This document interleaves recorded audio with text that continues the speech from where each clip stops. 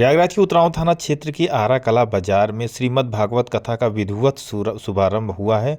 कथा से पूर्व भव्य कलश यात्रा निकाली गई, जिसमें बड़ी संख्या में श्रद्धालुओं ने भाग लिया। इस कलश यात्रा में पारंपरिक वेशभूषा धारण किए महिलाएं सिर पर कलश रखकर शामिल हुईं। शोभा यात्रा पूजा पंडाल से शुरू होकर पूरे आरा कला बाजार स्थित विभिन्न मंदिरों से गुजरी, जहां देवताओं का आवाहन किया गया। इसके बाद यात्रा ने गांव के मुख्य मार्गों का भ्रमण किया।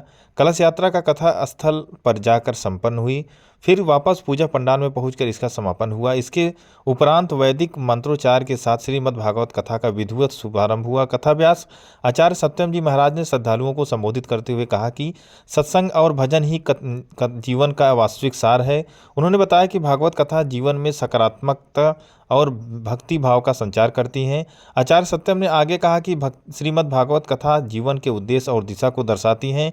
उनके अनुसार जहाँ भी भागवत कथा का आयोजन होता है, उसे सुनने मात्र से संपूर्ण श्रेष्ठ क्षेत्र दुष्ट प्रवृत्तियों को से मुक्त होकर सकारात्मक ऊर्जा से सशक्त हो जाता है। उन्होंने इस बात पर जोर दिया कि कथा की सार्थकता तभी सिद्ध होती है जब उसे हम अपने जीवन और व्यवहार में धारण करें। श्रीमद् भागवत कथा श्रवण से जन्म जन्मांतर के विकार नष्ट होते हैं और प्राणी मात्र लौकिक व आध्यात्मिक विकास होता है।